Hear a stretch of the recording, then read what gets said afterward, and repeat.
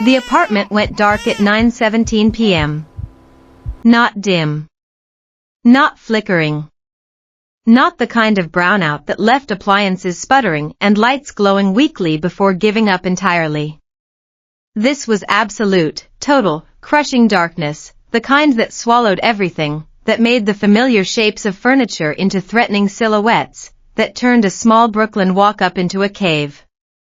Riley Chin stood frozen in the middle of her cramped kitchen, her 6-month-old daughter Sophia whimpering from the next room as the hum of the refrigerator died into absolute silence.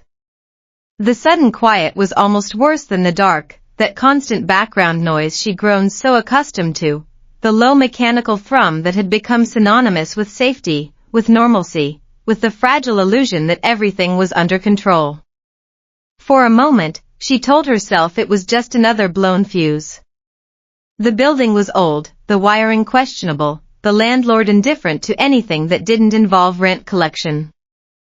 She'd reset the breaker box 3 times last winter during that freak snowstorm, standing on a wobbly chair in her socks while her pregnant belly made balance a distant memory. But deep down, she knew. She hadn't paid the electric bill. Again. "Please not tonight," she whispered to no one, her voice barely audible above the soft sounds of her daughter stirring in the next room. She fumbled for her phone on the counter, her fingers finding it by memory more than sight. The screen lit up her face in the darkness, and she caught a glimpse of her own reflection in the black mirror of the kitchen window, sharp cheekbones, tired eyes, the kind of exhaustion that settled into bones and refused to leave. She was 24 years old, but she felt twice that, every sleepless night an unpaid bill and worried decision carved into her features like lines on a map of struggle. The phone's glow showed her the grim reality, $12.43. That was all she had left in her checking account. Less than the cost of a single can of formula. Less than the price of a decent meal. Less than nothing, really, when you had a baby to feed and a landlord who'd started leaving notes under the door. Behind her, Sophia's whimper sharpened into a cry. Not fussy. Not the kind of sound that meant she wanted to be held or changed or entertained. This was the cry of hunger, that particular, desperate, urgent sound that cut through Riley's chest like a knife every single time she heard it. It was the sound of her failure, of her inability to provide, of the promises she'd made to herself when she'd first held this tiny, perfect creature in her arms and sworn she would never let anything bad happen to her. Riley opened the nearly empty can of hypoallergenic formula on the counter and tapped it upside down. Powder dusted out like sand from an hourglass, a few pathetic grains that scattered across the counter like the last remnants of her hope. Empty. She pressed her lips together to stop them from trembling, but a single tear escaped anyway, sliding down her cheek and dropping onto the counter beside the empty can. She had already asked her manager at the pharmacy for an advance. Patricia had been sympathetic but firm, company policy, 2 weeks' notice for payroll advances, nothing she could do. She'd already sold the last piece of jewelry her grandmother left her, a small gold locket with a faded photo inside that she'd worn every day since she was 16. The pawn shop had given her $40. She'd spent it on diapers and a bus pass. She'd already ignored 3 hospital billing notices stacked on the table beside a cold cup of coffee that had gone undrunk for hours. The bills from Sophia's birth still haunted her, the numbers growing larger every month with interest and late fees, a mountain of debt she could never hope to climb. There was no one left to ask. Her cousin Maria hadn't spoken to her in months, not since the argument about making better choices that had ended with Maria telling her she was ruining her life and Riley telling her she could go to hell. Her father had made it crystal clear that single motherhood was a lifestyle decision he didn't support, that she'd made her bed and now she had to lie in it. Her mother was gone, had been gone for years now, a casualty of the same poverty and stress and hopelessness that Riley was drowning in.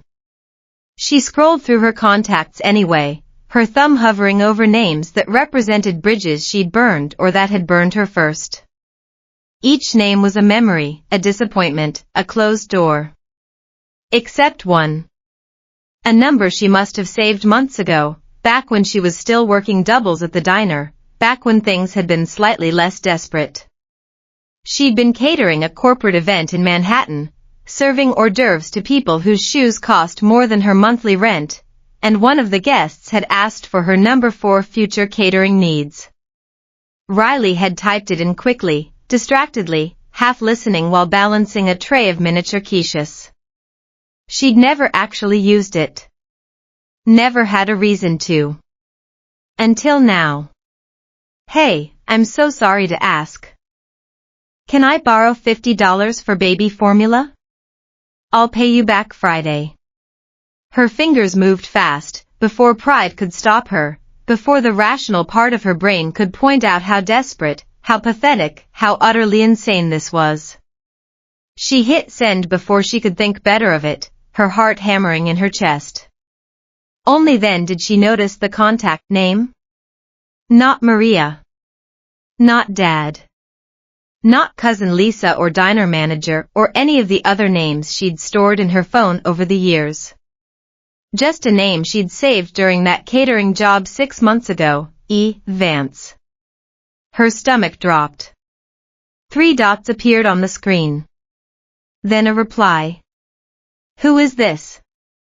Riley stared at the message as Sophia's cries filled the dark apartment. The baby's voice was growing weaker now, more desperate, the sound of a tiny body running out of energy to protest its own hunger. She swallowed hard and typed the truth. I'm so sorry. I think I texted the wrong number. Please ignore me. A pause. Then. It's 9:30 p.m. A baby is crying in the background. You're asking for $50 for formula. And you want me to ignore you? Riley's throat tightened. Her hand shook as she typed back. It was a mistake. I'm sorry. I'll delete this number.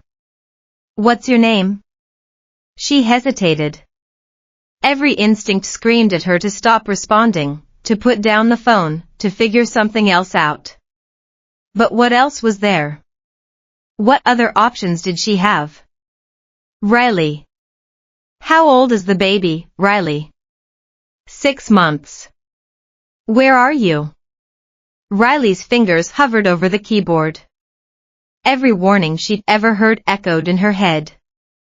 Don't share your location. Don't trust strangers. Don't open your door at night. Especially not in Brooklyn. Especially not when the building's hallway light had been broken for 2 weeks and the landlord refused to fix it. But Sophia cried again, weaker this time, more heartbreaking, and that sound made the decision for her. Brooklyn. Park Slope. Address? She stared at the message for 10 full seconds before her fingers moved. Her heart pounded so loudly she could barely hear her own thoughts. She typed her address, apartment 2B. Then she added, almost defensively. You don't have to come. I just need the money. I can Venmo or Zelle or whatever. Please. The reply came instantly. I'm already in Brooklyn. Her heart stopped. The words blurred in front of her eyes as she processed what they meant. This stranger, this E. Vance, whoever she was somehow nearby. Somehow in the same borough, the same city, the same vast urban landscape that contained millions of people and yet suddenly felt impossibly small. She moved toward the window and carefully pulled the curtain aside with 2 fingers, peering down at the street below. A sleek silver Mercedes G-Wagon turned slowly onto her block, its headlights cutting through the darkness like something unreal. Something that did not belong between cracked sidewalks and dented mailboxes. Something that had no business being on this particular street in this particular neighborhood at this particular time of night. The car stopped directly under the only working street light. The engine didn't shut off. Riley's heart pounded so hard she could feel it in her throat, a pulse that seemed to echo through her entire body. She stepped back from the window, then forward again, unable to look away from that impossible vehicle. This was insane. She was insane. She was letting a complete stranger, someone she'd never met, someone whose name she didn't even fully know, come to her apartment in the middle of the night. What kind of mother did that? What kind of person put their child at risk like this? But what kind of mother let her baby starve? Her phone buzzed. I'm outside. Sophia let out a soft whimper, weaker now, the sound of exhaustion replacing the sharp cries of hunger. Riley wrapped her in a thin blanket and held her close, feeling how light she had become in her arms. Hunger did that, it made babies quieter, smaller, less demanding. It was one of the cruelest things Riley had ever learned. She walked to the door but didn't unlock it. Instead, she called out through the wood, her voice shaking. I'm not opening this unless I see what you brought. There was a pause. Then footsteps in the hallway, steady, unhurried, the kind of footsteps that belonged to someone who had no reason to hurry because they controlled their own time. A calm voice answered from the other side. Nutramigen. 2 cans. And a portable power station for your refrigerator. Silence. How do you know it's Nutramigen? She whispered. You told me, the voice replied evenly. In your text. You said your baby needed hypoallergenic formula. I looked up the closest 24-hour pharmacy. There was one on 5th Avenue. They had it in stock. Riley's breath caught. The attention to detail, the thoroughness, the sheer care of it, a stranger had taken the time to remember a detail she'd barely mentioned herself. Slowly, she unlocked the door. But she kept the chain latched. The hallway light flickered, revealing a woman who could only be described as striking. Tall, with a lean athletic build that spoke of discipline rather than vanity. Her dark hair was pulled back in a simple ponytail, revealing a face that was angular and beautiful in an understated way, high cheekbones, a strong jaw, lips pressed together in a serious line. She wore a tailored leather jacket over a cream sweater and dark jeans. No flashy jewelry. No designer logos. Just steady gray eyes that held Riley's gaze without flinching. She held up the formula and the power station. I'm Elena, she said quietly. And I don't send money to strangers. I make sure babies eat. Riley had never felt smaller, or safer. She kept the chain latched. The hallway smelled faintly of old carpet and someone's burned dinner from downstairs. The flickering bulb above them buzzed, threatening to go out again. Elena didn't move closer. She simply stood there, holding the 2 cans of Nutramigen in one hand and a compact portable power station in the other. Sophia stirred against Riley's shoulder, her weak cry turning into a sound that was almost like a question. Riley adjusted the blanket and studied the woman in front of her more carefully. Up close, Elena looked even more formidable. Her leather jacket was quality but understated, no ostentatious labels, just good craftsmanship. Her boots were polished but practical, clearly made for walking rather than just for show. There was no camera crew, no assistant, no smug expression of self-importance. Just a woman who had apparently decided, at 9:30 on a random Tuesday night, to respond to a wrong number text from a stranger. Why would you drive out here? Riley asked, her voice still tight, still suspicious. You don't even know me. I know enough. Elena's voice was calm, measured, the kind of voice that didn't need to raise itself to be heard. And something else, something that made Riley's instincts stir at the edge of her awareness. An alpha's voice, she realized belatedly. She could feel it now, the subtle hum of authority beneath the words. The scent of cedar and amber, clean and warm, drifted toward her from the hallway. Riley's omega instincts flared for a moment, a primal recognition that made her heart skip.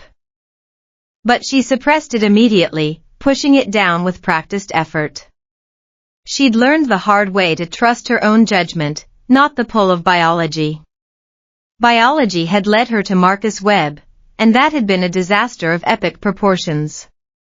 You didn't ask for rent money, Elena continued, her voice gentle but firm. You didn't ask for $1,000. You asked for 50. And you promised to pay it back on Friday. That tells me you're not looking for a handout, you're looking for a bridge. The words landed harder than Riley expected. She'd been prepared for judgment, for condescension, for the kind of pity that felt worse than anger. But this was something else entirely. She swallowed hard. I said I'd pay it back. I'm sure you would. Elena shifted slightly and placed the formula on the hallway floor so Riley could see it clearly. Then she crouched just enough to slide the small power unit closer. Your refrigerator will keep running for a few hours with this. I noticed the building was dark. The power station should be enough to keep your food cold until morning. Riley's pride flared instinctively. We'll be fine.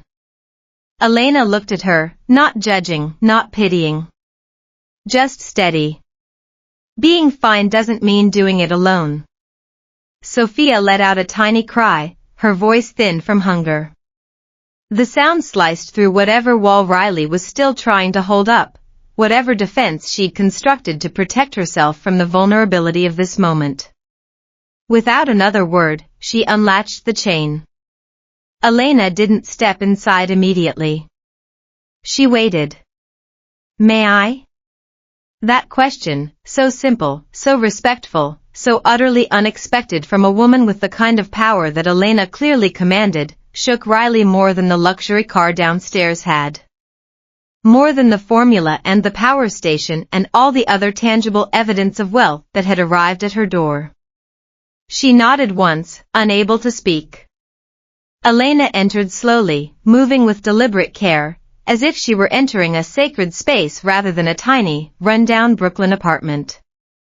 She set the formula on the counter like it was something fragile, something sacred. The power station she placed beside the refrigerator, plugging it in with quick, efficient movements. The apartment was small. The air cold. The silence heavy. Elena glanced around, taking everything in, the second-hand couch with its worn cushions, the stack of unpaid bills on the table, the dark outlets that hadn't seen electricity in hours. The single sad houseplant on the windowsill that Riley had been trying to keep alive for months with just water and hope. Her eyes settled on Sophia. She's smaller than she should be, she said quietly, and there was something in her voice that Riley hadn't expected, anger, not at Riley, but at the circumstances. At the injustice of a baby who was too thin, too quiet, too accustomed to hunger. Riley's throat tightened. I know. And for the first time that night, she didn't feel invisible anymore. For the first time in months, maybe, someone saw her, not as a statistic, not as a cautionary tale, not as a struggling single mother to be pitied or judged, but as a person. A person who was trying her best in impossible circumstances. The first scoop of formula hit the bottle like a small miracle. Riley's hands were steady now, but her chest still felt tight, constricted by the weight of everything that had happened in the past hour. She moved automatically, water, powder, shake, trying not to think about the stranger standing 3 feet away in her kitchen, watching her with those steady gray eyes. Sophia latched onto the bottle almost desperately, her tiny mouth working with the kind of urgency that broke Riley's heart every time. The sound of her swallowing filled the room, the most beautiful sound Riley had ever heard, the sound of her daughter being fed, being cared for, being alive. Elena didn't speak. She stood near the counter, hands loosely clasped in front of her, as if she understood this moment didn't belong to her. as if she were giving Riley space to breathe, to process, to simply be with her child. The portable power unit hummed softly on the floor, feeding life back into the refrigerator. It was a small thing, that hum, but it felt monumental, a symbol of something returning, of hope being restored. Riley watched her daughter drink, watching the tension in Sophia's tiny body slowly ease as the formula filled her stomach. Her breathing evened out, her cries faded, her little fingers relaxed against the bottle. Only when Sophia's eyes began to flutter closed did Riley look up. "You can go," she said quietly. Not rude. Just guarded. She'd learned the hard way that people always wanted something, that kindness usually came with strings attached. Elena nodded once. "I will." But she didn't move yet. Instead, she reached into her jacket pocket and pulled out a slim leather card holder. She slid out a simple white card and placed it on the counter beside the formula. No gold lettering. No dramatic gesture. Just a name, Elena Vance. Under it, Vance Capital, Manhattan. Riley frowned slightly. "I don't need charity." Elena's expression didn't change. "It's not charity." "Then what is it?" "It's a loan," Elena said evenly. "In case you ever need to ask for help again without feeling ashamed." The words hit somewhere deeper than Riley expected. They spoke to the core of her, to the part of her that had been raised to believe that asking for help was weakness, that needing assistance was failure, that being a single mother meant she had to do everything alone or not at all. "I don't make a habit of asking strangers for money," she said. "I don't make a habit of answering wrong numbers," Elena replied calmly. For a split second, something almost like humor passed between them, a flicker of connection, of shared understanding, of two people who were both operating outside their usual norms. Then Riley's gaze hardened again. "I meant what I said. I'll pay you back Friday." Elena picked up her coat from the chair. "If it helps your pride," she said, "consider it a loan. Interest-free. No deadlines. Just a way to keep going." She walked toward the door but paused before stepping into the hallway. "For what it's worth," she added without turning around, "you didn't make a mistake tonight." The door closed softly behind her. Riley stood there in the quiet apartment, the hum of the borrowed electricity filling the air, her daughter finally asleep in her arms. She could hear the sound of footsteps fading down the hallway, then the distant sound of a car door closing, then the purr of an engine starting up and moving away. On the counter, under the dim kitchen light, Elena's card felt heavier than paper. It felt like something beginning. Riley didn't sleep that night. She lay on the couch with Sophia sleeping peacefully in the bassinet beside her, the portable power station humming softly, the 2 cans of formula sitting on the counter like talismans of hope. She'd already used one to make the bottle that had finally calmed her daughter's hunger. But she couldn't stop thinking about Elena Vance. The name echoed in her mind, familiar somehow, though she couldn't place it. She'd been too exhausted, too overwhelmed to process it fully when Elena was there. But now, in the quiet of the night, the pieces started to fall into place. Vance Capital. She'd heard of it, probably. Seen it in passing on a news article or a billboard or the side of a building. It was a fintech company, she remembered vaguely, something to do with investing and technology. And Elena. Elena was clearly the founder. The CEO. The kind of person who had people to do things for her, who didn't need to make emergency midnight runs to Brooklyn for strangers. And yet she had. Riley picked up the card again, running her thumb over the embossed letters.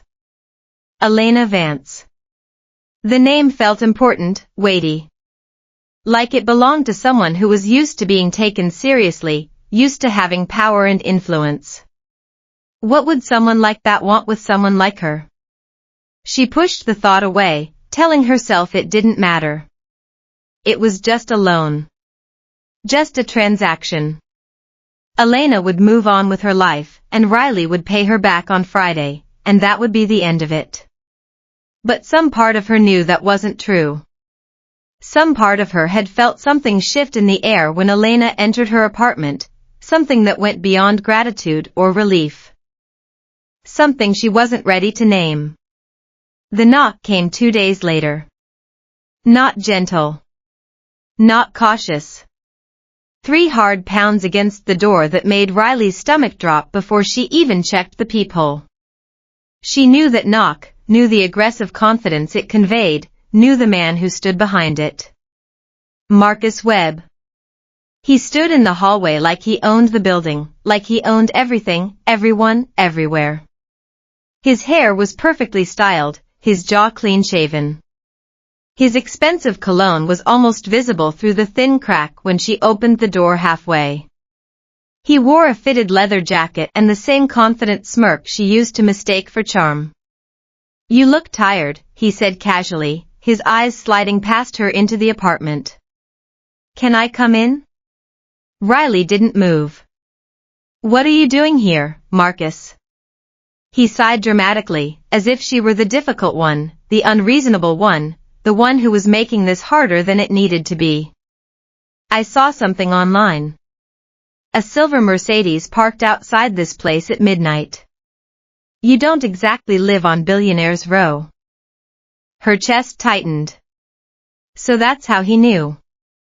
A neighbor must have posted it on some neighborhood watch page or local gossip forum.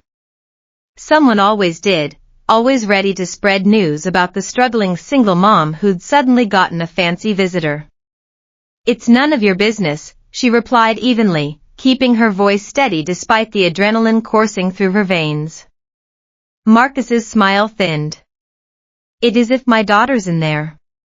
The word hit her like a slap. His daughter. He hadn't said that once in 6 months. Not once, not even when she'd been pregnant and terrified and begging him to just be there for her. "You signed away your rights," she reminded him quietly.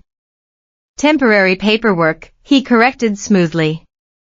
"Circumstances change." Sophia stirred inside, a soft sound that made Marcus's head tilt. "That her?"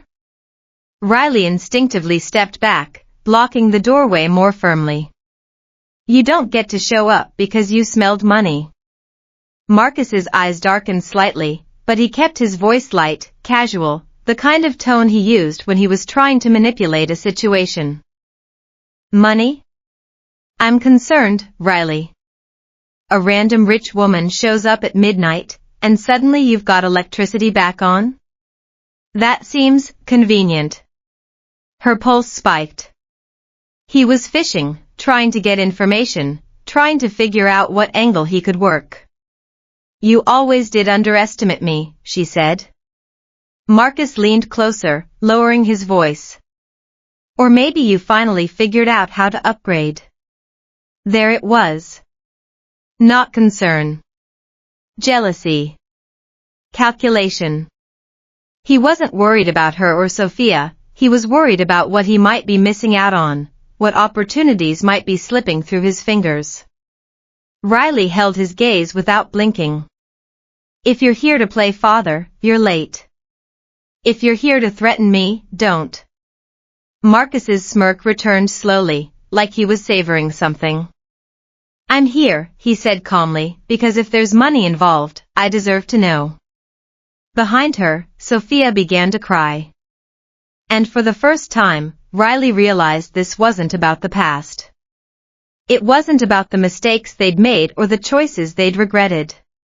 It was about a fight that was just beginning. Marcus didn't leave. Instead, he softened. It was subtle, a shift in posture, a careful exhale, a look that was almost vulnerable.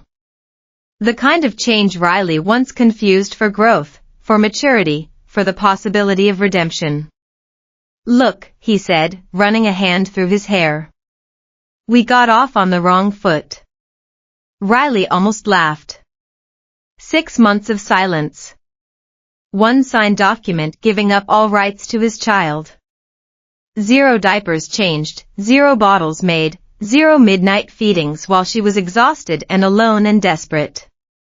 And now they were discussing feet.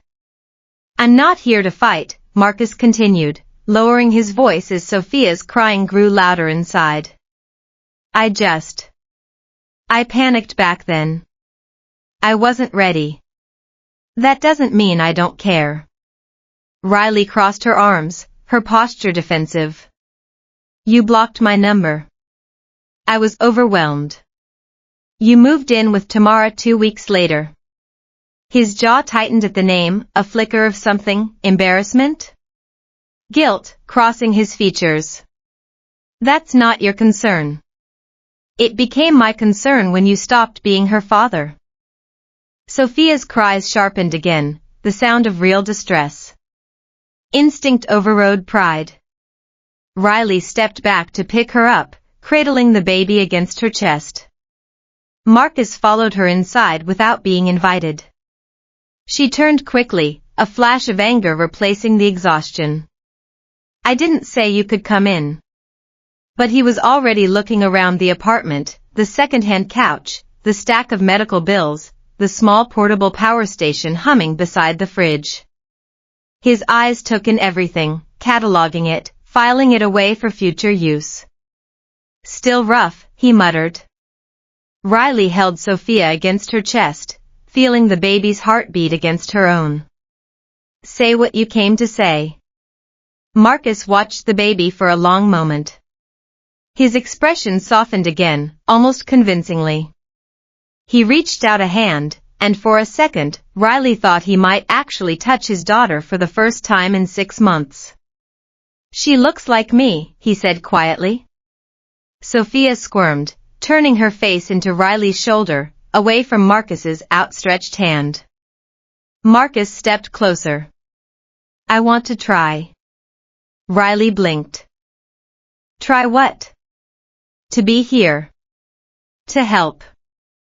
If there's support now, if someone's backing you, maybe we can make this work. For her." The words were almost perfect. Almost. They had the right cadence, the right sentiment, the right appeal to her desire to do what was best for Sophia. But Riley had heard words like this before. She'd heard them from Marcus when she was pregnant, when he'd promised to be there, to support her, to be a father. And then he'd disappeared the moment things got hard. She studied him carefully. Not once had he asked what the baby needed. Not once had he apologized for abandoning her. Not once had he shown any real interest in Sophia beyond the abstract concept of his daughter. He was calculating. "You don't want to be a father," she said evenly. "You want leverage." Marcus's expression flickered for half a second before smoothing out again. "That's unfair." "No," she replied softly. "It's accurate." His eyes dropped briefly to the business card still resting on the kitchen counter. And in that glance, Riley saw it. He didn't care about redemption. He cared about who Elena Vance was. Marcus left that night with a tight smile and a promise. "I'll be back tomorrow," he said casually, as if fatherhood were a gym membership he could reactivate. Riley didn't respond. She watched him leave, her arms wrapped around Sophia, her heart pounding with a mixture of fear and fury. The door clicked shut behind him, and she sagged against it, suddenly exhausted. The adrenaline that had been keeping her going evaporated, leaving her weak and shaking. Sophia had stopped crying, but her face was still flushed, her eyes still wet. Riley held her close, murmuring soft reassurances, promising her that everything would be okay. It was a promise she wasn't sure she could keep. The next afternoon, her phone rang. Unknown number. She almost ignored it. Almost. But something told her to answer, to hear what whoever it was had to say. "Riley Chen?" The voice on the other end was female, crisp, and professional. The kind of voice that was used to delivering bad news. Yes? My name is Diane Porter. I'm calling on behalf of Mr. Marcus Webb. He's filing a petition to revisit custody arrangements regarding your daughter. The room went still. The air around Riley seemed to freeze, to solidify, to press in on her from all sides. She couldn't breathe, couldn't think, couldn't process what she was hearing. What, she whispered. He believes the child's living environment may not be stable. Riley's hand tightened around the phone, her knuckles white. Sophia was asleep in the small bassinet beside the couch, her chest rising and falling peacefully. She looked so innocent, so unaware of the storm gathering around her. Unstable? Riley repeated, her voice shaking. He's requesting shared custody. Possibly primary placement, depending on evaluation. Riley felt like the floor had disappeared beneath her feet, like she was falling into an endless void. Marcus had signed away his rights. He'd walked away without looking back. He'd left her alone and pregnant and terrified. And now he was back, using their daughter as a weapon. He signed termination papers, she said, her voice barely above a whisper. He gave up his rights. Temporary relinquishment, Diane corrected smoothly. Not permanent.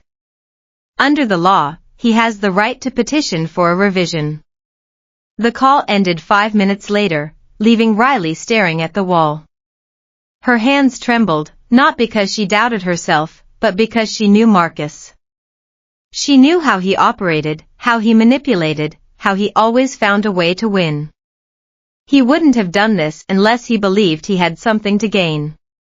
Her gaze slowly shifted to the business card still sitting on the kitchen counter. Elena Vance. Marcus had seen it. He'd read the name. He'd connected the dots. Riley grabbed her phone and searched it. Vance Capital. Manhattan fintech firm. Billion-dollar valuation. Wall Street recognition. Founder and CEO, Elena Vance. Her stomach turned. Marcus wasn't fighting for his daughter. He was fighting for proximity to wealth. And then her phone buzzed again, a text from Marcus. You should have told me who your new friend was. That changes things.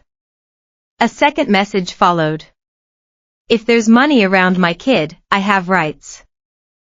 Riley stared at the screen, something inside her hardening. Anger replaced fear, steel replacing glass. Sophia stirred, letting out a soft cry. Riley picked her up, holding her close, feeling the warmth of her tiny body against her chest. I won't let him use you, she whispered. I promise. I won't let him. Across the river in Manhattan, Elena Vance had no idea a legal war had just begun in her name. And Riley realized something terrifying. The $50 she had needed for formula might cost her far more than money. The video went live at 8:42 p.m. Riley didn't see it first, her manager Patricia did. She was halfway through her shift at the pharmacy, scanning a carton of eggs, when her phone began vibrating non-stop in the pocket of her scrub jacket. She ignored it, assuming it was just a spam call or a wrong number, until Patricia approached with a tight expression. Riley, Patricia said quietly. You need to look at this. She turned the screen around. A video was playing. Tamara Reeves, lifestyle influencer with 480,000 followers, smiling perfectly into the camera. Ladies, she began, let's talk about women who trap men with babies and then upgrade when a richer one shows up. Riley's stomach dropped.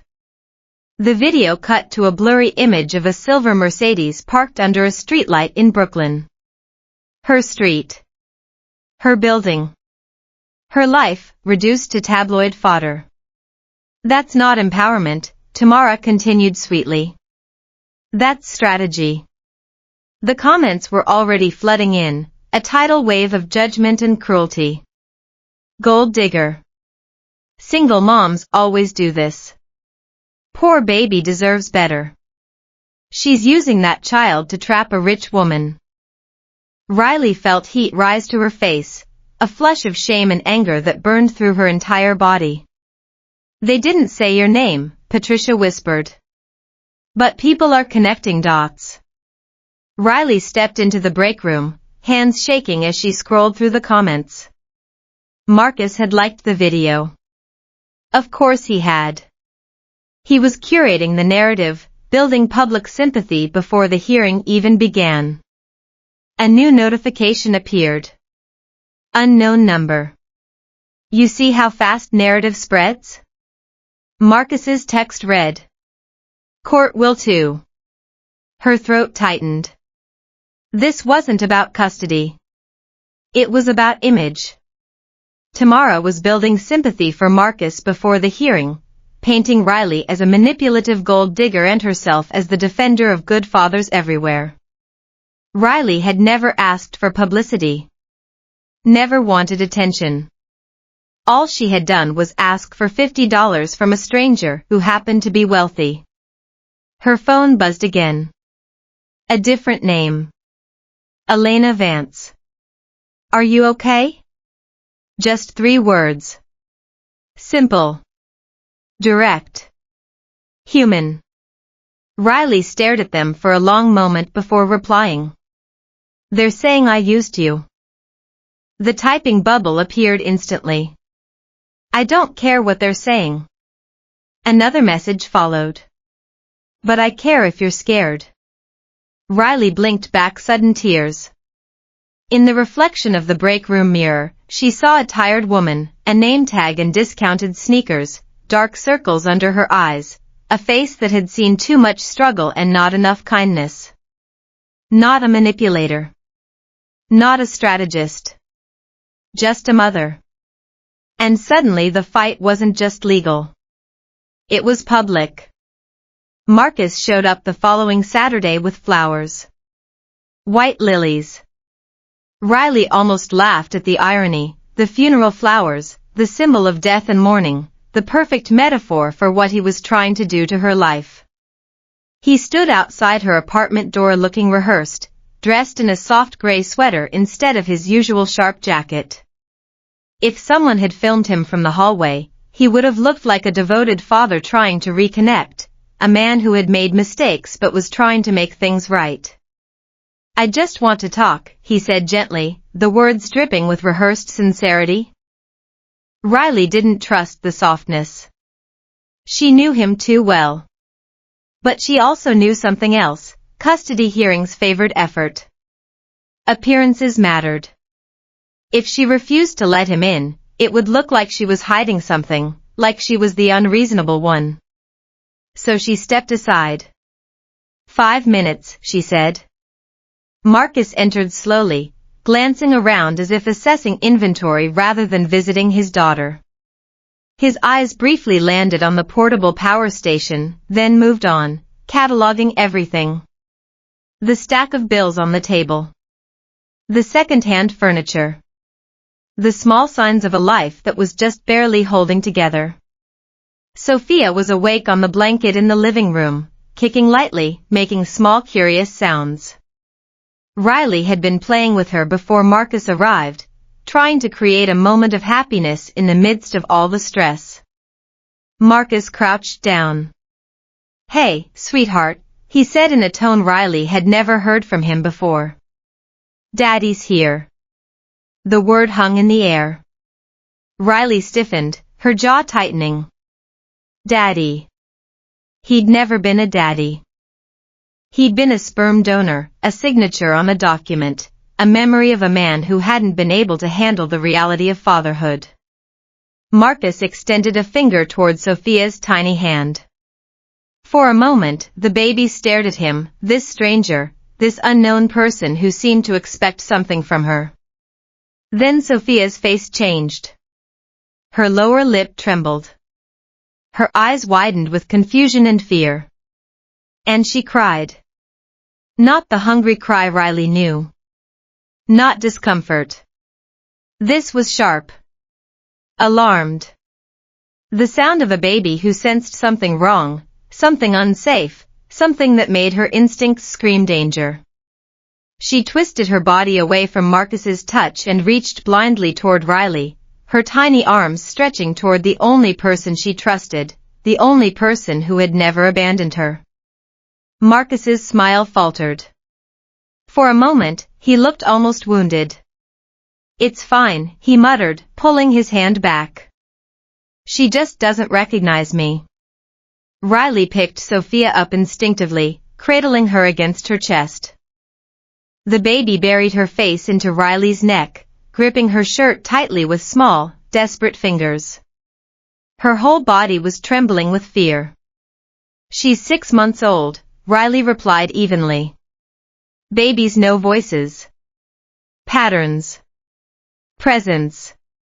Marcus stood up slowly, his expression shifting from wounded to defensive.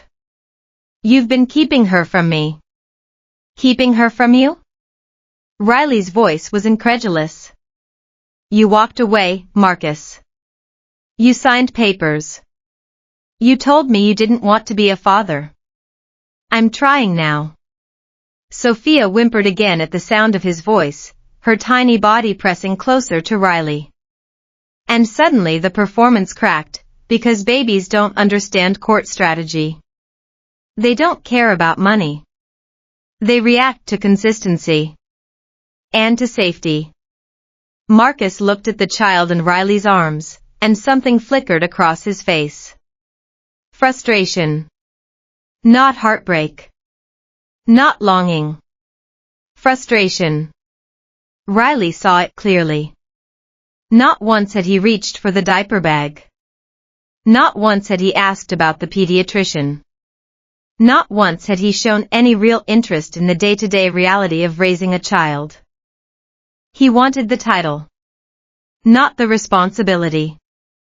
And in that quiet living room, with no cameras and no audience, the truth revealed itself in the simplest way possible.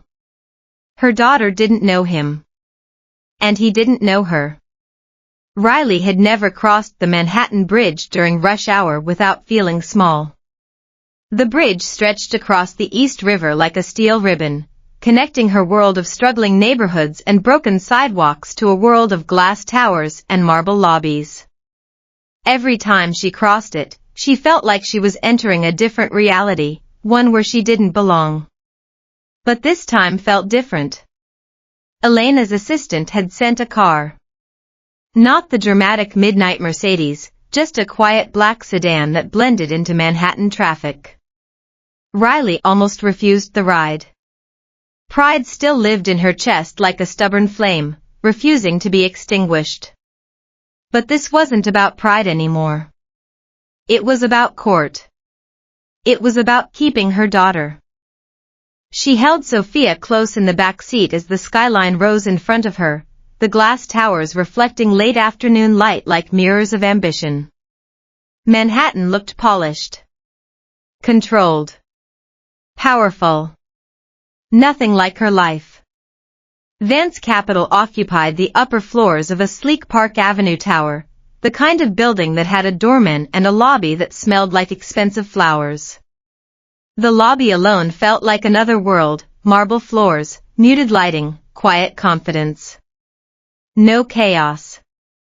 No peeling paint. No smell of burned dinner from downstairs.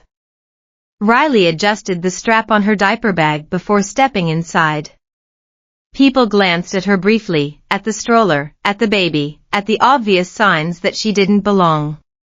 But no one sneered. No one whispered. They just looked. Upstairs, Elena waited in a conference room lined with floor-to-ceiling windows overlooking the East River. The view was breathtaking, the water, the bridges, the distant shapes of Brooklyn. Elena stood when Riley entered, her posture attentive.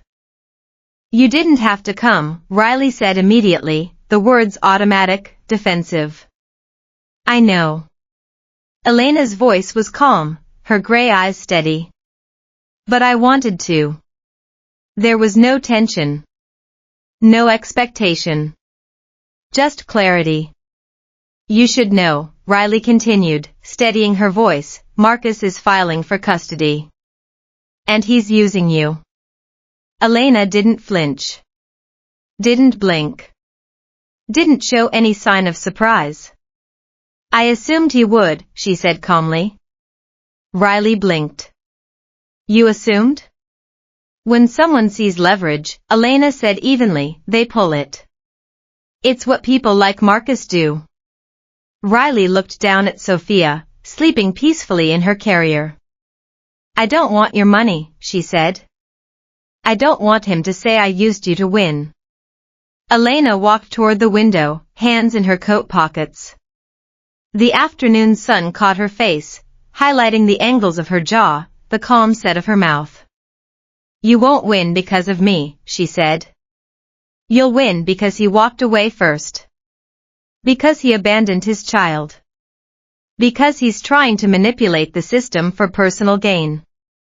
Riley studied her carefully. You're not scared this hurts your image?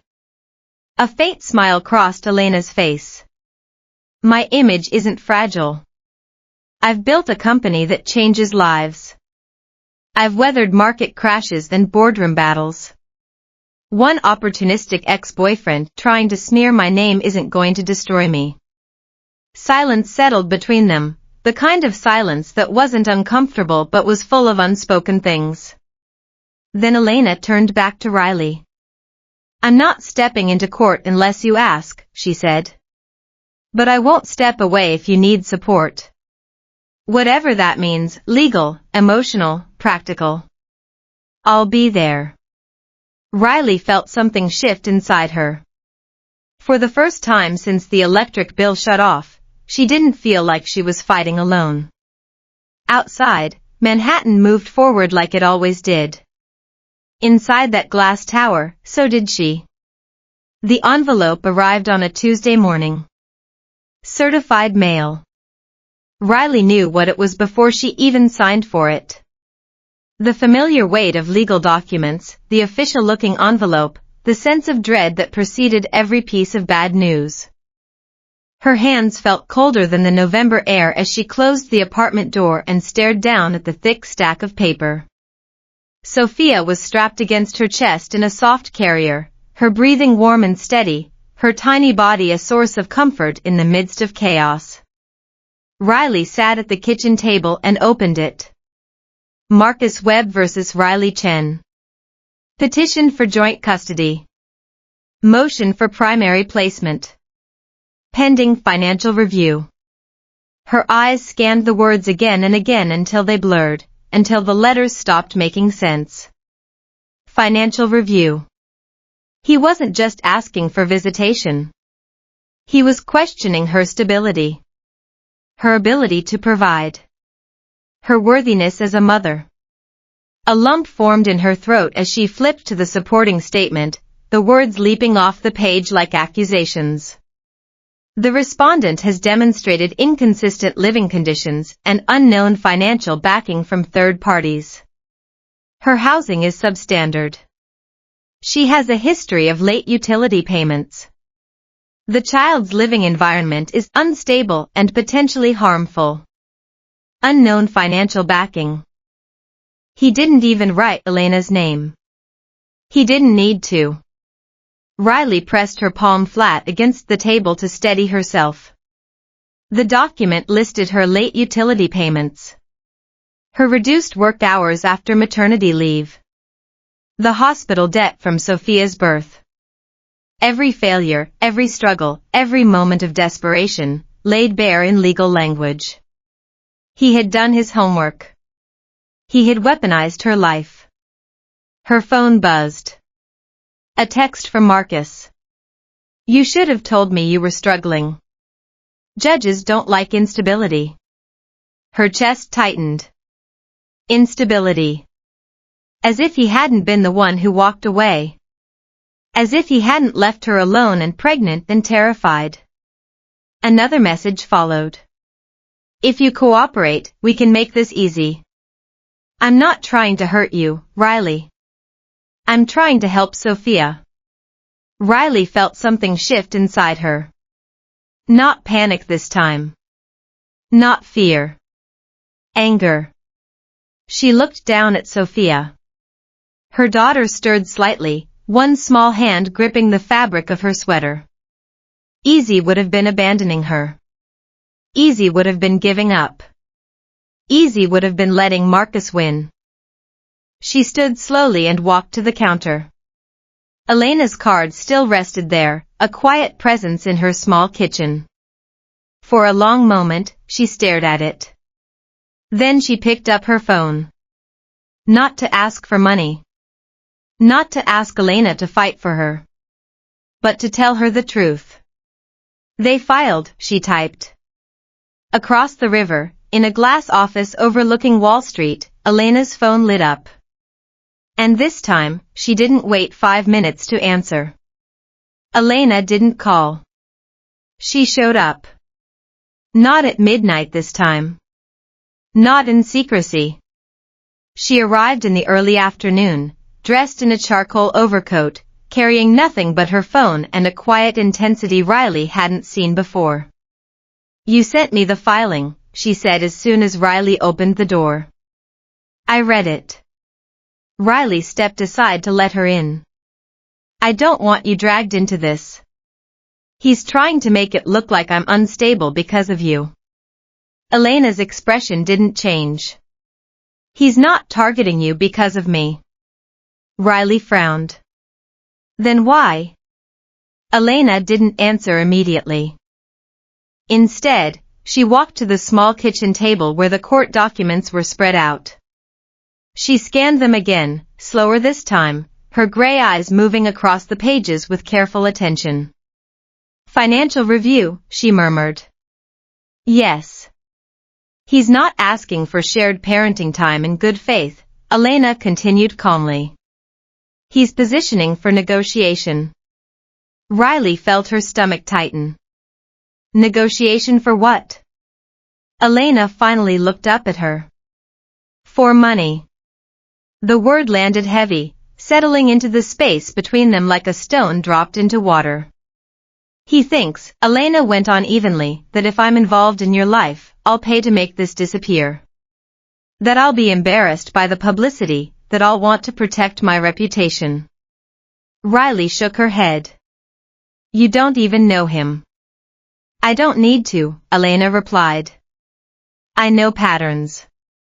I've been in business long enough to recognize this kind of play. She pulled out her phone and tapped a few times before turning the screen toward Riley. A news article.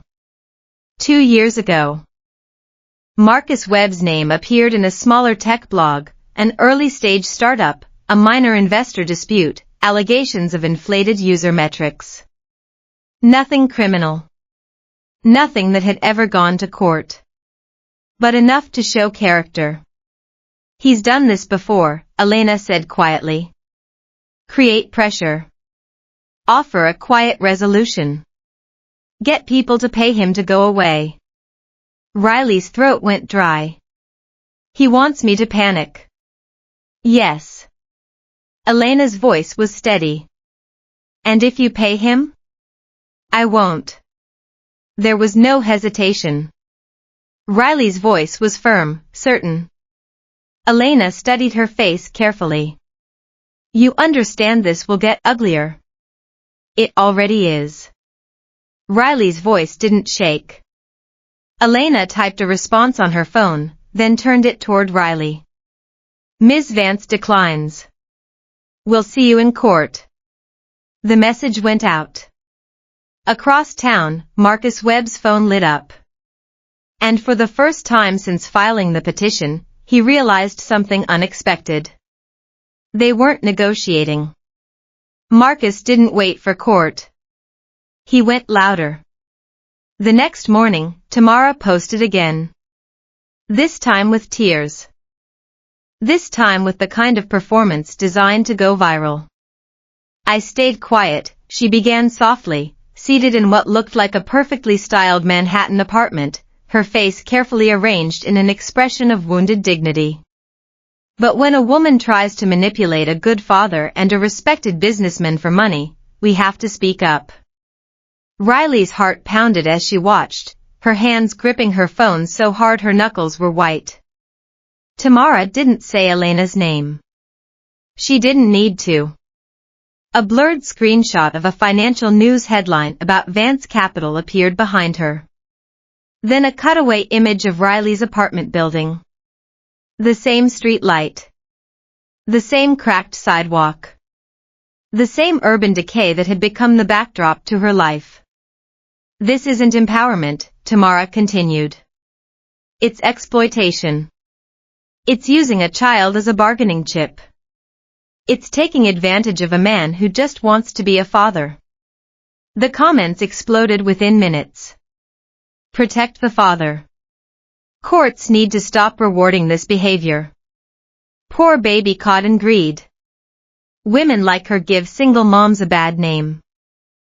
Riley felt heat rise up her neck, a flush of shame and fury that made her entire body tremble.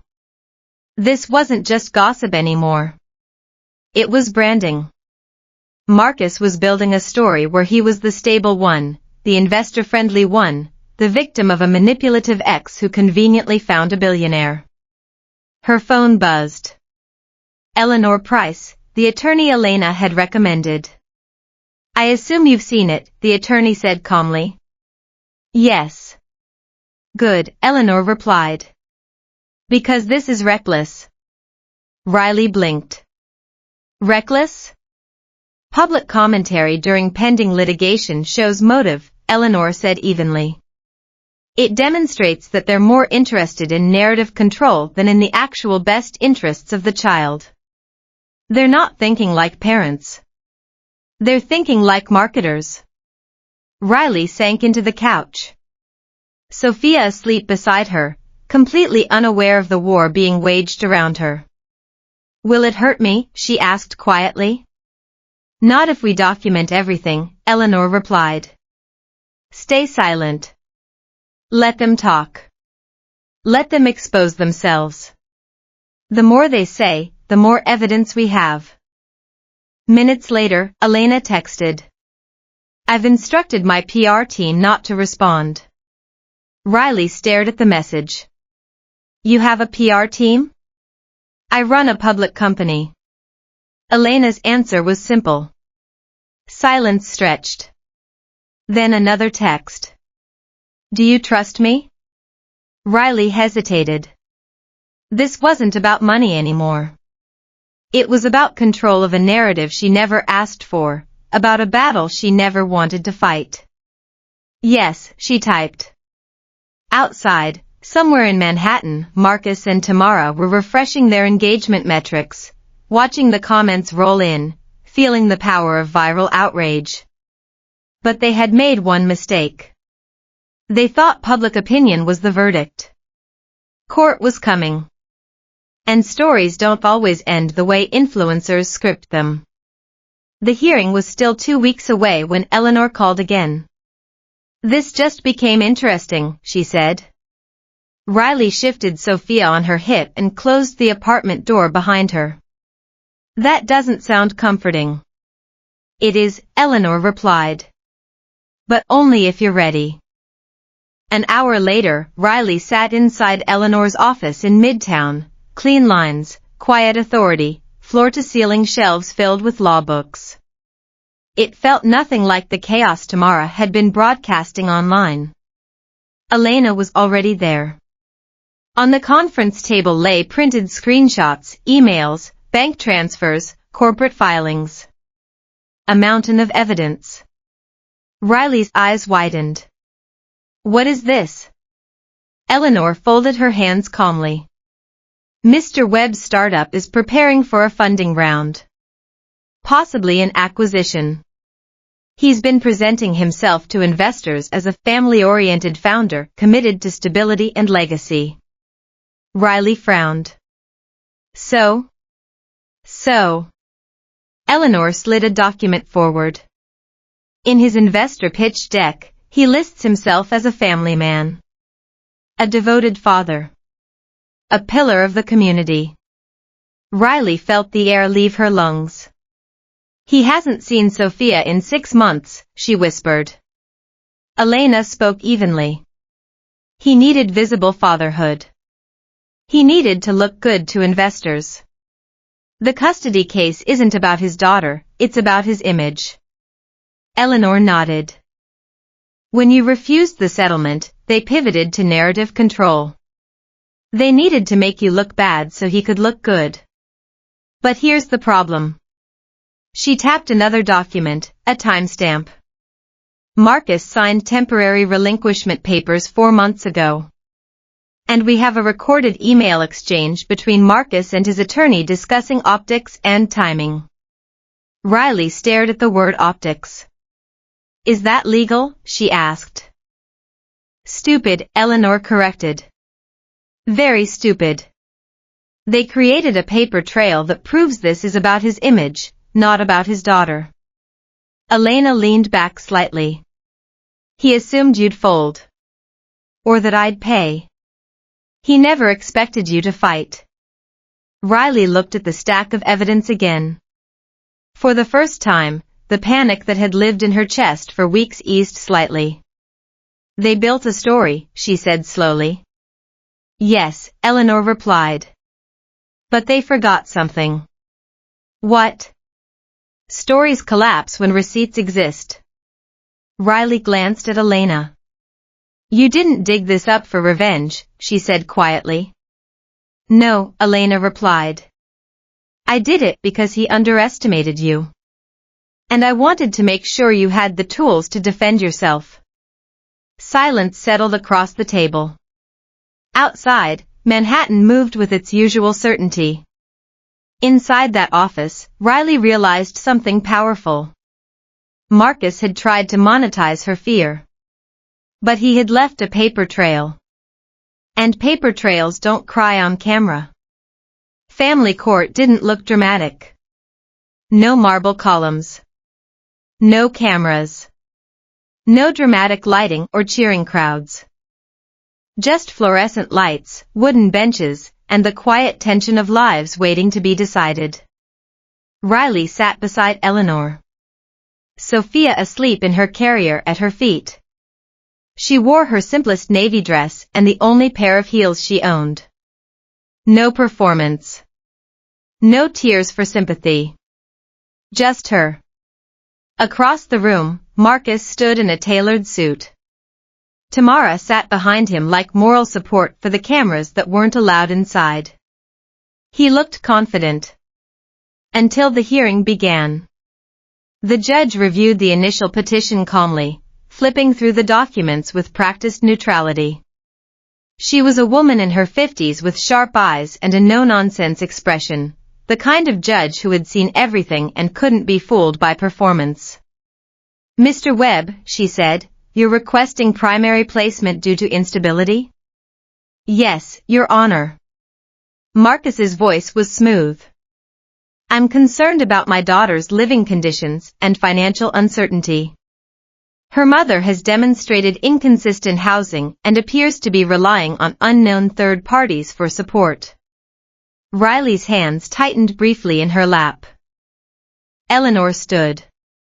Your Honor, we would like to introduce documentation showing the petitioner voluntarily relinquished custody 6 months ago. She handed the papers forward. The judge examined them, her expression unreadable. Marcus's jaw shifted. And, Eleanor continued evenly, we would also like to submit email correspondence discussing the strategic timing of this petition in relation to Mr. Webb's pending investor round. The courtroom went still. Marcus's attorney stiffened. Objection. Overruled, the judge said calmly. I'll review it. Minutes stretched long and heavy. Riley focused on Sophia's soft breathing. Not the whispers. Not Tamara's tight expression. Not Marcus's forced composure. The judge finally looked up. Mr. Webb, she said evenly, the court is not a marketing tool. Marcus's face lost color. There is no evidence the child is unsafe, the judge continued. However, there is clear evidence of abandonment followed by opportunistic filing. The timing of this petition, coinciding with your investor discussions, raises significant questions about your motives. Riley felt her chest fill with air she hadn't realized she was holding. The ruling was simple. Full custody to Riley. Unsupervised visitation pending parental responsibility evaluation. Child support ordered. Marcus's request for primary placement denied. The gavel didn't slam dramatically. It didn't need to. Outside the courthouse, Tamara avoided eye contact with reporters who had shown up anyway. Marcus stood frozen on the steps, his carefully constructed narrative crumbling around him. Riley didn't look at him. She picked up her daughter and walked forward. The headlines didn't explode. They shifted. 2 days after the hearing, a small financial blog published a quiet piece. Startup founder faces custody questions amid funding round. No dramatic accusations. Just facts. Temporary relinquishment. Opportunistic filing. Public narrative manipulation. The email exchanges. The investor pitch deck. The contradictions between the image he'd been selling and the reality of his behavior. Investors read between lines better than followers do. Riley didn't see the article first, Elena did. She forwarded it with a short message, now this is how markets respond. Across town, Marcus's office wasn't quiet. An emergency board meeting had been scheduled at 9 a.m. Inside a glass conference room overlooking Midtown, the same pitch deck he had polished for weeks now felt fragile. Why weren't we aware of this custody issue? One investor asked evenly, her voice cold with displeasure. It was personal, Marcus replied tightly. It's public now, another responded. The court documents are available. The email exchanges are out there. You presented yourself as a family man, and now we find out you abandoned your daughter. Funding rounds don't collapse overnight. They cool. Phone calls get delayed. Meetings get rescheduled. Terms get renegotiated. Confidence evaporates slowly, like water seeping through cracks. By Friday afternoon, the lead investor paused negotiations pending reputational clarification. Tamara posted nothing. Her engagement had dipped the moment court transcripts surfaced online. Sympathy doesn't trend when documentation exists. Riley was folding laundry when her phone buzzed, a notification from the court portal. Child support payment processed. It wasn't 7 figures. It wasn't dramatic. But it was official and enforceable. Real.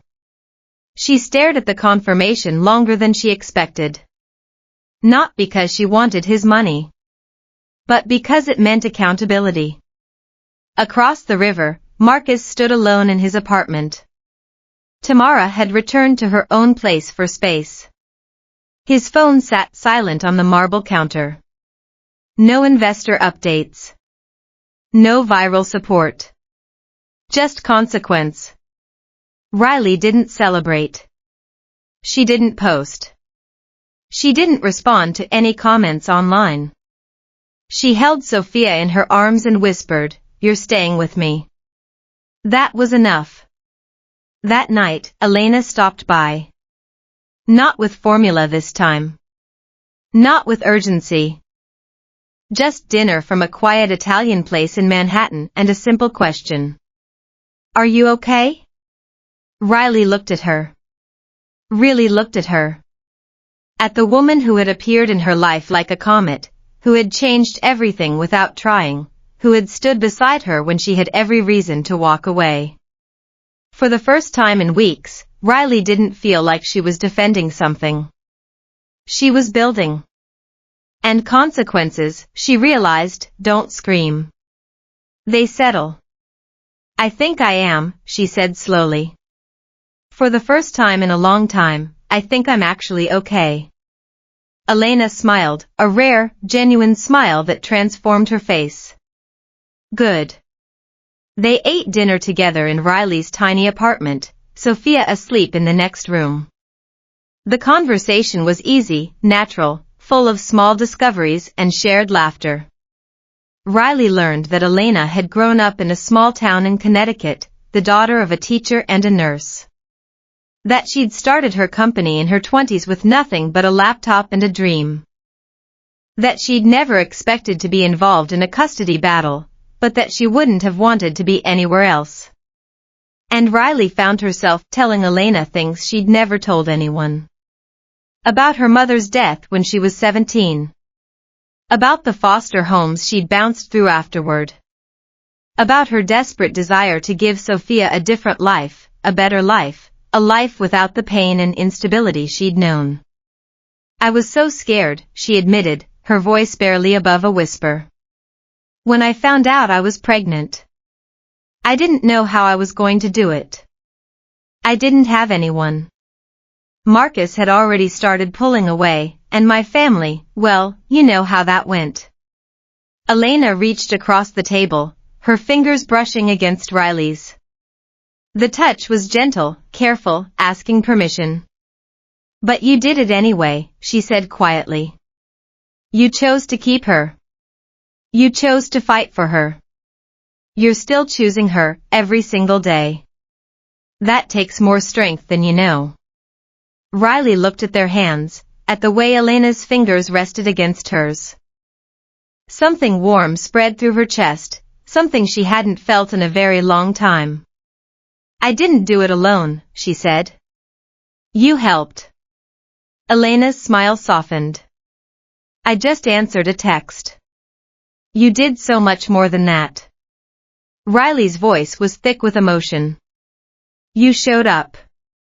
You stayed. You believed in me when I didn't believe in myself. Elena squeezed her hand gently. I still believe in you. The moment stretched between them, full of possibility and promise. Outside, the city hummed with its usual noise.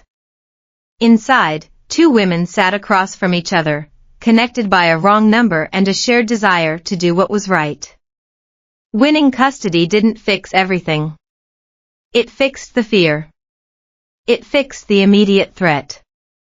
But fear and stability are not the same thing. 2 weeks after the hearing, Riley sat at her small kitchen table with Sophia asleep in her bassinet beside her. The unpaid hospital bills were still there. The rent was still due. The apartment was still modest, small and worn and full of signs of struggle. But something had shifted inside her. She wasn't surviving anymore.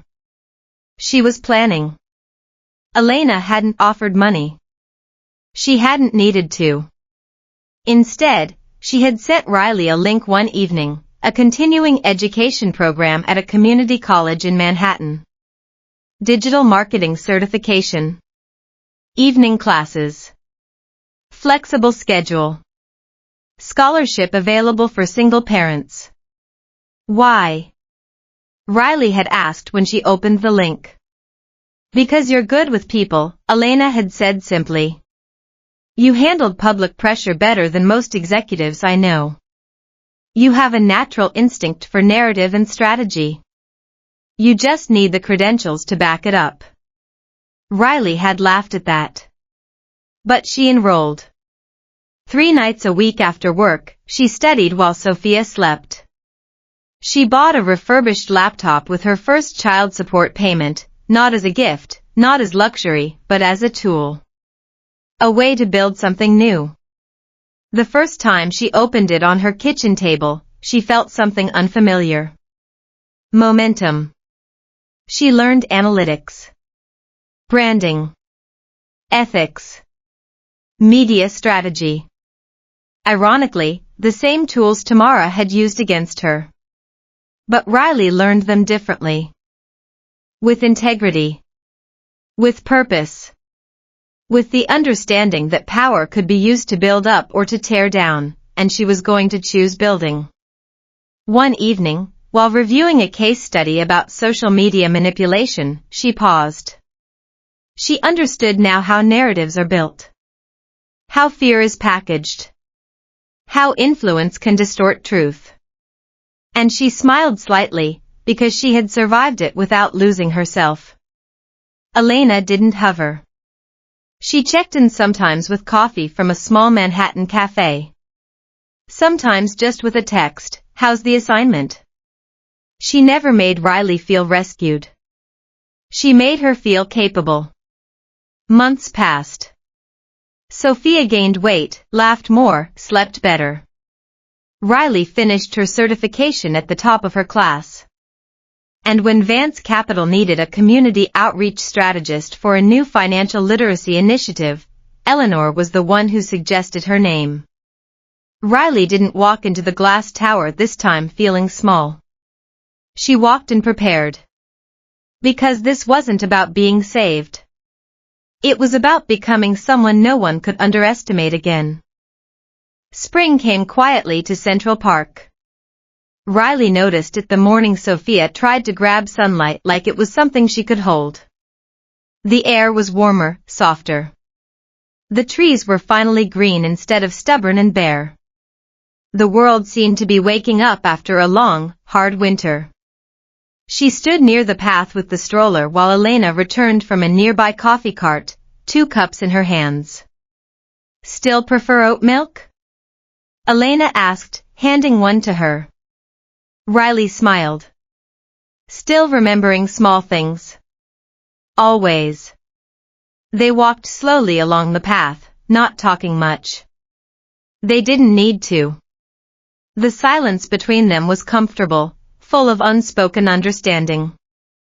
The city moved around them, joggers, dog walkers, tourists taking skyline photos.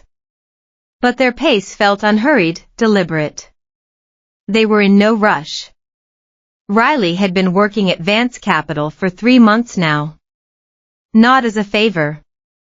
Not as charity. She had earned her place. Her financial literacy program for single parents had already launched in 2 boroughs, and the feedback had been overwhelmingly positive. She felt steady. And Elena felt different too. Less distant. More present. She had been opening up slowly, sharing pieces of herself that she usually kept hidden. Stories about her childhood, her fears, her dreams. The way she'd always been afraid of being too much, too intense, too focused, too driven to let anyone in. Riley understood that fear. She'd felt it herself, the sense that vulnerability was weakness, that letting someone close meant giving them power to hurt you. But she was learning that wasn't true. They stopped near the lake, watching the light dance across the water. Sophia giggled, reaching out toward the sparkles like she could catch them in her tiny fists. Elena watched them both for a long moment before speaking. "I never asked you something," she said quietly. Riley looked up. "What? Do you want more?" Riley frowned slightly. "More what?" Elena hesitated, not unsure, but careful. The kind of hesitation that came from wanting to get something right. "Not security," she said. "Not stability. You built that. I mean, more with me." There was no grand gesture. No audience. No dramatic kneeling. Just a woman who had shown up once at midnight and kept showing up after. A woman who had seen Riley at her lowest and hadn't looked away. Riley studied her face carefully, seeing the vulnerability there, the hope and fear mingled together. "You didn't save me," she said softly. "I know. You stood beside me. I know that too." Riley exhaled slowly, feeling something release in her chest. "I don't need a rescuer," she continued. "But I want a partner." Elena reached into her coat pocket, not dramatically, just naturally, and held out a small velvet box. Inside was a simple ring. Elegant. Understated. A single diamond set in platinum, catching the light like a promise. No rush, Elena said. No pressure. I'm not asking you to marry me right now. I'm asking you to think about it. To consider the possibility. Riley felt tears rise, but not from fear this time. From peace. Yes, she whispered. Elena blinked. Yes? Not just think about it. Yes. Riley laughed, a sound of pure joy. I've been thinking about it for months. I just didn't know how to say it. Sophia laughed loudly at nothing in particular, her voice a bright counterpoint to the moment. And for the first time, the future didn't feel fragile. It felt chosen. 1 year later, the lights stayed on. Riley noticed that first. Not the soft music playing near the counter. Not the scent of fresh espresso drifting through the air. Not even the polished wood shelves lined with books about financial literacy and personal growth. Just the lights. Bright. Steady. Paid for. Brooks Vance Cafe had opened on a quiet Brooklyn corner that spring. It wasn't flashy, no marble floors, no velvet ropes. Just warm brick walls, large windows, and a small chalkboard sign outside that read, Community Coffee. Second chances. Riley stood behind the counter in a simple cream blouse and jeans, her engagement ring catching the light as she handed a latte to a regular customer. Sophia, now walking, now talking, now laughing loudly at everything, was in the back office with a sitter, surrounded by picture books and wooden blocks. She was growing so fast, changing every day, becoming her own little person with opinions and preferences and a stubborn streak that made Riley both proud and exhausted. Elena sat at a corner table. Not in a suit. Not commanding attention. Just another customer with a laptop open, occasionally glancing up with quiet pride. The cafe wasn't funded by a payout. It wasn't built from hush money. Riley had used her salary, her savings, and a small business loan approved under her name alone. Elena had offered to invest. Riley had said no. Elena had respected that. And in that quiet moment, watching Elena smile at Sophia through the glass wall of the back office, Riley felt a sense of peace she'd never imagined possible. Across town, Marcus Webb read an email in his nearly empty apartment. Funding round cancelled. Board restructuring pending. Founder role under review. Tamara had long since pivoted her content. The sympathy campaign hadn't aged well once court records became public. Her followers had moved on to the next scandal, the next outrage, the next story that would make them feel righteous and powerful. Marcus stared at a framed photo of himself at a product launched 2 years earlier, confident, untouchable. Now he checked his bank app more than his social media. Consequences don't trend. They linger. Back in Brooklyn, the cafe door opened again. Elena stood and walked to the counter.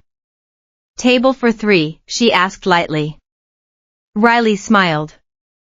For 3, she confirmed. Sophia ran toward them, arms open, her little feet pattering across the polished floor. Riley lifted her daughter easily, settling her on her hip. The woman who once begged for $50 in the dark now stood in her own light. Not rescued. Not rewritten. Rewarded. The sun set over Brooklyn, painting the sky in shades of gold and pink. Inside the cafe, the lights stayed on, bright, steady, reliable.